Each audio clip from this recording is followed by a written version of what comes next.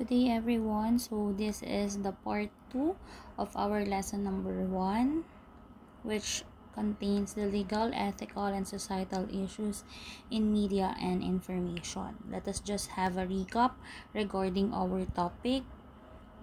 We have discussed about the different types of plagiarism under sources not cited. We have the ghostwriter, photocopy, padlock paper, poor disguise, labor of laziness, and the self-stealer. While the plagiarism under naman ang sources cited are the forgotten footnote, misinformer, the too perfect paraphrase, resourceful citer, and the perfect crime. Now let's proceed to the video. So this video is all about plagiarism. Now, let's discuss about the plagiarism in terms of images, videos, and music. Paano natin masasabi na plagiarize yung image, video, and music? So, in terms of music, image, and videos, without receiving proper permission or providing appropriate citation, the following are considered plagiarism. First, copying media, especially images, from other website to paste them on your own paper or website. For example, gumamit ka ng image, kinopy mo from another website, then ipinis mo sa gawa mo. Then definitely that is part of plagiarism. Making a video or video using footage from other videos or using copyrighted music as a part of the soundtrack. Gumawa ka ng vlog mo.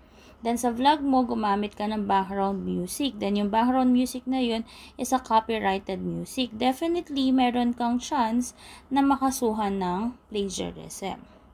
Then, performing another person's copyrighted music. For example, gumawa ka ng cover song nung copyrighted music na yun. Then, definitely, pwede kang makasuhan ng plagiarism. And lastly, composing a piece of music that borrows heavily from another composition. Yung, if you may remember, yung sa Celos, 'di ba? Na copyright sila because dun sa rhythm, if I'm not mistaken, kung yun yung right term, yung rhythm na ginamit ng Celos came from a foreign song. Yan. So, that is still plagiarism. So, this video na naman is all about plagiarism in terms of images. Yan. It is all about a UP student na sumali sa pa-contest, tapos yung picture na ginamit niya ay hindi sa kanya. Kung hindi, it came from a British photographer. Yun. Tapos nanalo siya ng 100,000. Okay? Now, let's proceed to the Republic Act number 10175. What do we mean by Republic Act number 10175? So, this Republic Act number 10175 is also known as the Cybercrime Prevention Act of 2012. So, it is a law in the Philippines that was approved on September 12, 2012, which aims to address legal issues concerning online interaction and the internet. So, among the cybercrime offenses included cybersquatting, cybersex, child pornography, identity theft, illegal access to data, and libel. So, ano ibig sabihin ng cyber? Kanina pa tayo nagsasabi, cybersex, cybercrime, but what do we mean by cyber? When we say cyber, it is relating to or involving computers or computer network, which is what we call the internet. So, anything that involves computer, cell phone, and the internet, then definitely that means that is a cyber. And saan nanggagaling or saan nagmumula yung saan nangyayari ang cyber? Anong tawag natin do sa location na yun?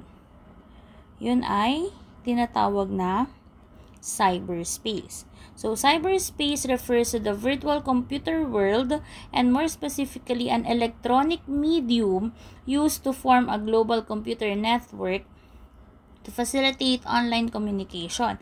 Example, yung home hampas lupa bodies, home bodies, yung mga group ninyo sa Facebook. For example, naglalaro ka ng Mobile Legends. So, saan kang group sasali, di ba? Syempre, doon sa mga player ng Mobile Legends. So, that is what we call cyberspace. Yung mga online bardagulan, yung mga ganyan. Okay? So, that is what we call cyberspace. Then, this cyberspace, sa cyberspace, dito nangyayari ang mga cybercrime. Okay. So, cybercrime means a criminal activities carried out by means of computer or the internet. Sabi nga kanina natin, cyber means computer or the internet, and crime, we refer it to the criminal activities. So, lahat ng mga activities, criminal activities that was used, or you are using computer or the internet, then definitely it is what we call a cybercrime. So, first example of cybercrime is,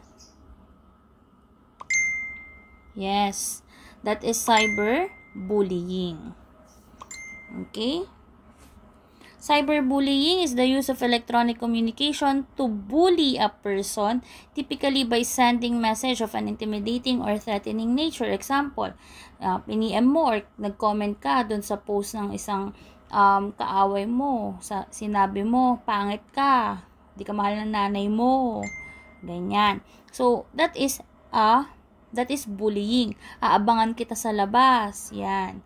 Yun ay threatening. So, definitely, that is what we call cyberbullying. With the use of your social networking sites, you use them to bully a person or threaten a person. That is cyberbullying. Then we have the word hacking. Hacking refers to the practice of modifying or altering computer software and hardware to accomplish a goal that is considered to be outside of the creator's original objective. Ano ba ang purpose ng hacking? Kapag hinak ka, ano bang purpose nila? The goal is to what? Anong goal? To steal yung mga confidential information natin. Yan, confidential information. That is their goal. Okay, so yun. And sino ang gumagawa ng hacking? Tinatawag natin silang hacker. Okay, so hacker are those individuals who engage in the computer hacking activities. And meron tayong 3 types of hackers. Ano nga ulit yung 3 types of hackers? We have the black hat, the gray hat, and the white hat. So, remember lang that these types of hackers are differentiate according to the color of their hat. Meron tayong black hat, gray hat, and the white hat hackers. Next, we have, alam nyo na to, we have discussed this during e-tech. This is what we call phishing. Phishing is the attempt to obtain sensitive information such as username, password, and credit card details, often for malicious reasons by disguising as a trustworthy entity in an electronic communication. So, saan natin madalas na-experience si phishing? Phishing, we receive phishing in our emails.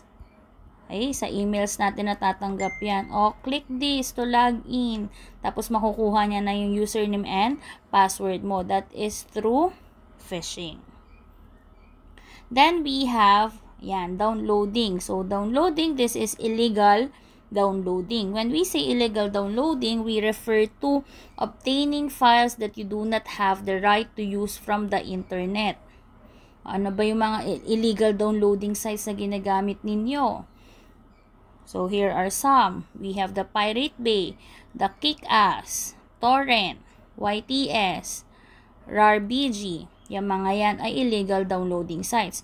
Ang pinagkakaparehas ng mga to is that these are a torrent sites. Torrent sites sila. If you are familiar with uTorrent and the BitTorrent. Yan.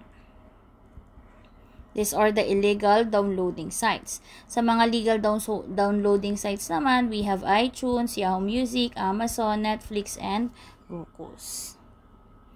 So, for example, nakapag-download ka na, ano nang gagawin mo? Pupunta ka na ng Guadalupe, magbebenta ka na doon. At ang tawag natin doon ay digital piracy. Digital piracy is the practice of illegally copying and selling data, digital music, video, computer software, etc.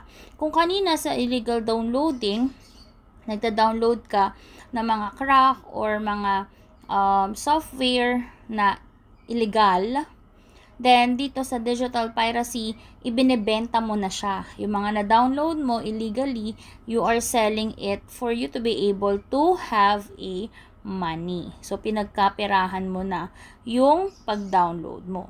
Yun yung tinatawag nating digital piracy. Sa illegal downloading, it is more on personal use. For the digital piracy, ito yung pinagkapirahan mo na siya. Okay? Then, we have the identity theft. Identity theft is the deliberate use of someone else's identity, usually as a method to gain a financial advantage or obtain credit and other benefits in the other person's name and perhaps to the other person's disadvantage or loss. For example, meron kang kaklase, gumawa siya ng dummy account for sa Bumble, 'di ba? Gumawa siya ng dummy account sa Bumble. Then after nun, ginamit niya yung picture ng kaklase mong babae. Then, naghahanap siya doon ng mga afam. Nag-a-afam siya. Then, lagi niya sinasabi, Daddy, send me money. O, yun. That is identity theft. Gumagamit siya ng paraan or kinukuha niya yung identity ng iba, gumagamit siya ng picture ng iba para makakuha ng pera. Okay? So, that is identity theft. Another one, yung nangyari lang kanina, diba? Kay Sir Val, yung pinost ko sa GC ninyo. Makikita ninyo, there is an identity theft din. Nagpanggap siya bilang si Sir Val. And then, anong goal? Is yung makakuha ng pera. Okay? Yun yung tinatawag natin identity theft. Then, we have here the cyber defamation. Ano ba sa Tagalog ang cyber defamation? Pag sinabi natin cyber defamation, it means paninirang puri. Yan, that is cyber defamation. It is an unprivileged false statement of facts which tend to harm the reputation of a person or company.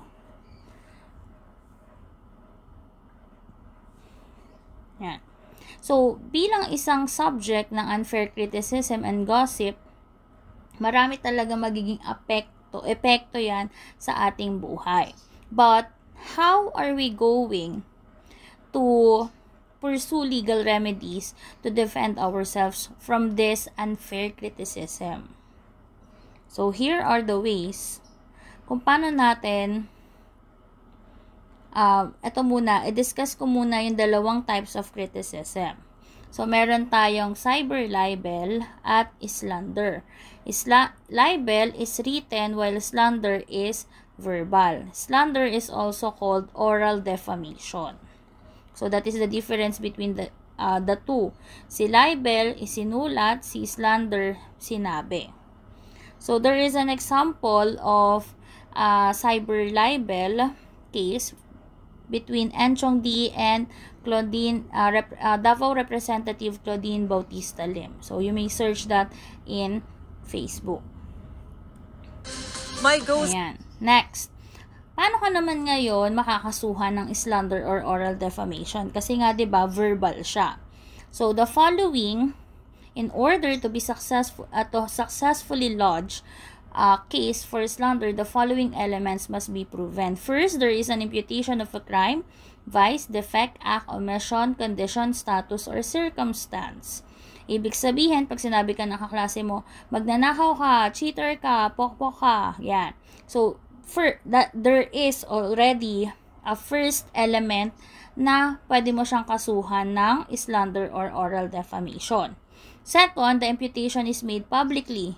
Pinagsigawan niya sa buong klase, Hoy, ikaw, magnanakaw ka. Hoy, ikaw, hindi ka matalino, cheater ka. Ganon.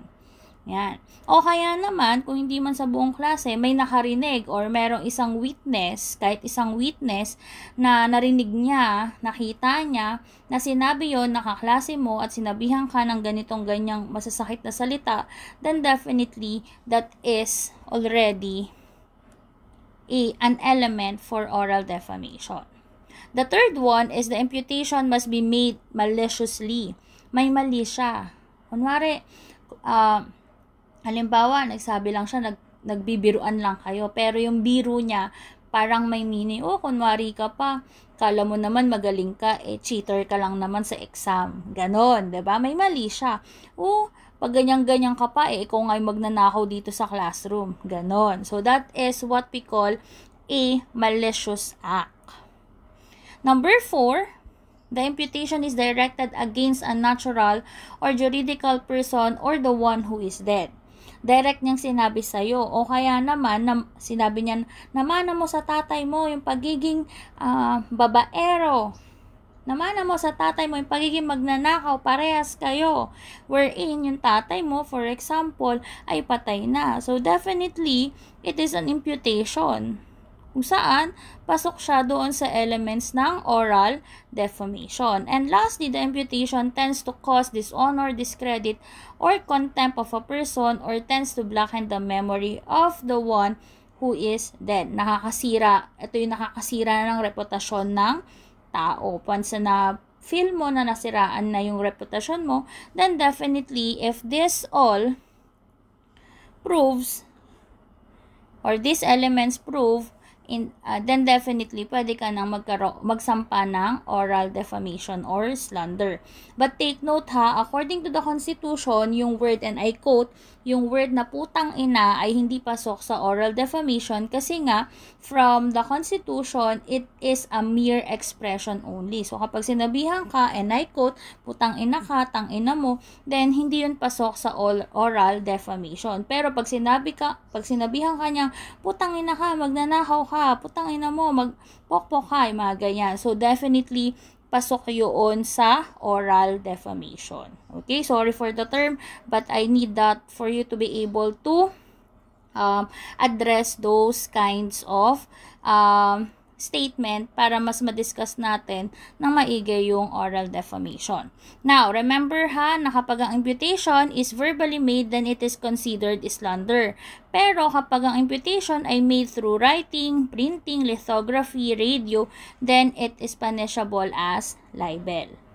Ngayon, meron ka ng ikakaso. Ano kaya mangyayari doon sa kakasuhan mo kapag na-prove na siya ay nagkasala ng oral defamation? Yan. With the enactment of Republic Act No. 10951, which amended various provisions of the revised penal code, of the fines for both serious and simple slander have been revised.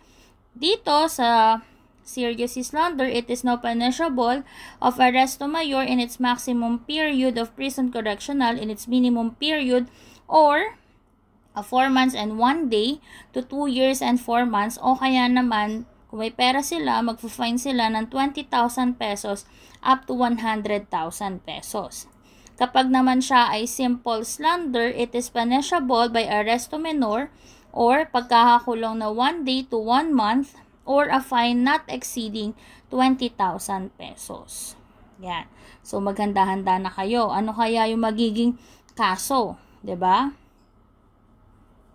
Yan. So, we're done with the cyber defamation. Now, let's proceed to the cyber sex.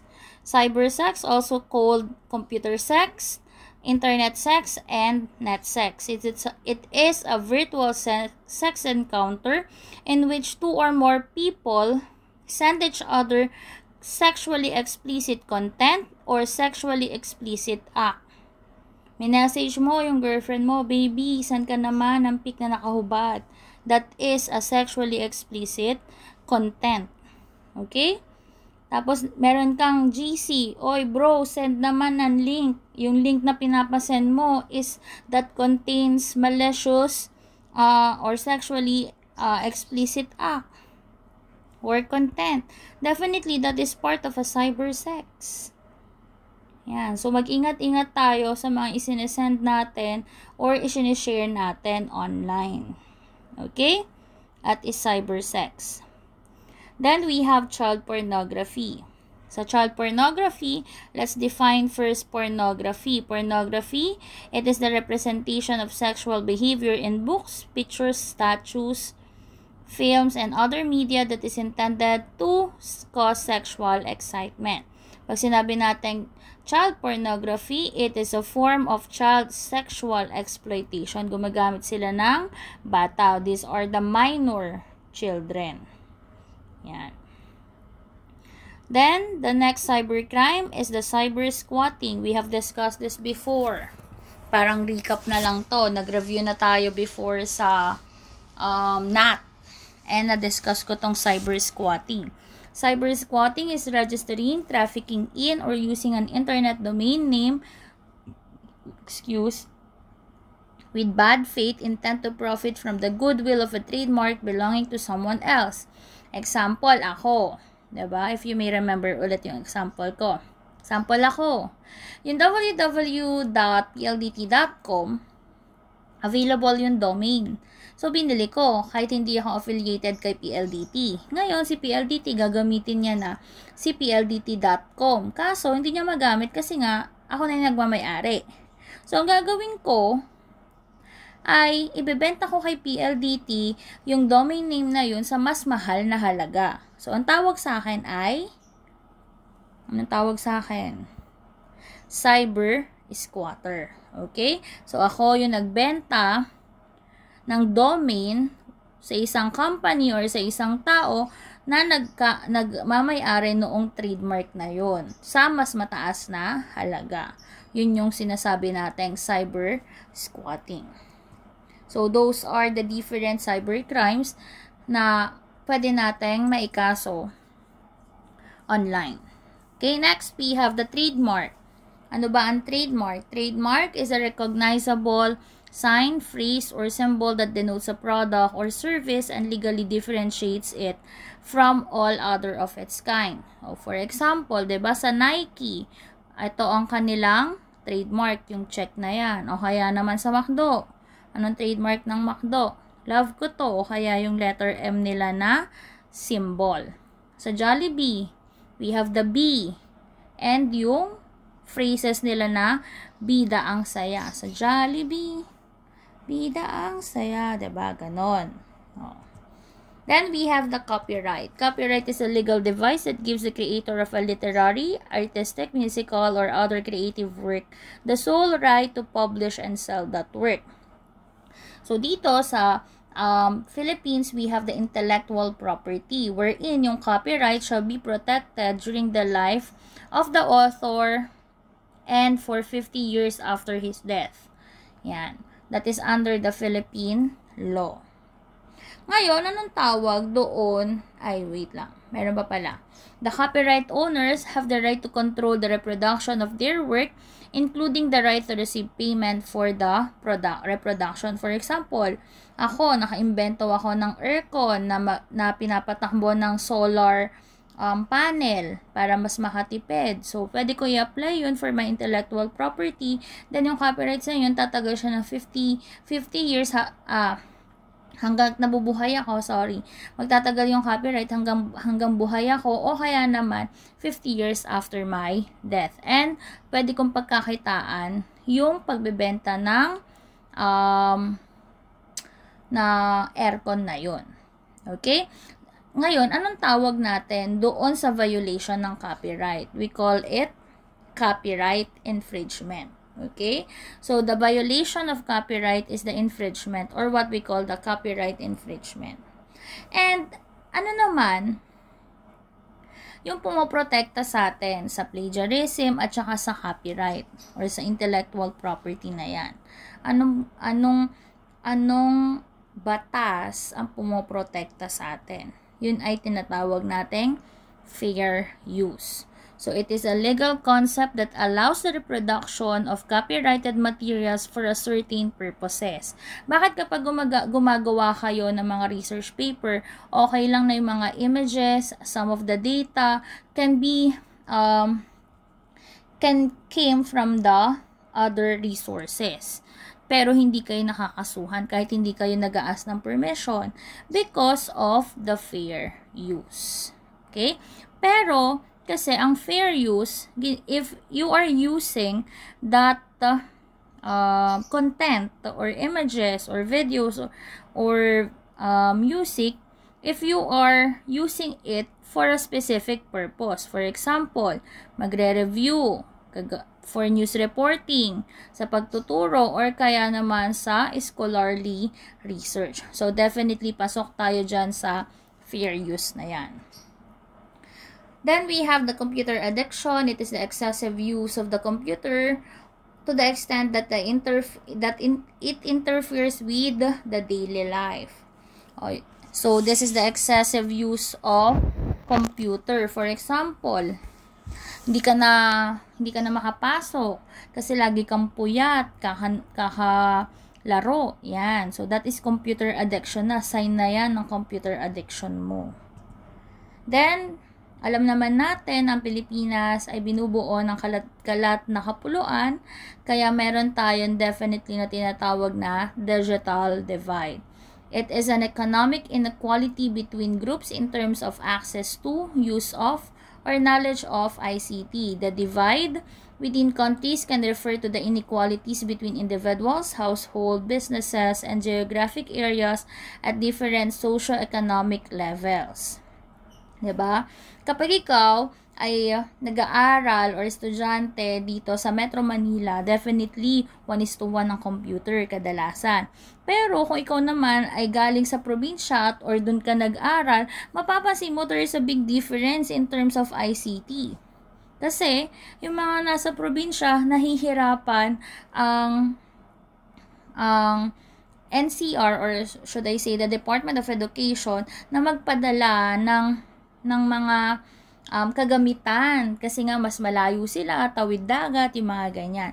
Kaya meron tayong tinatawag na digital divide. Yung mga nasa urban area ay iba ang nararanasan ng mga nasa rural areas.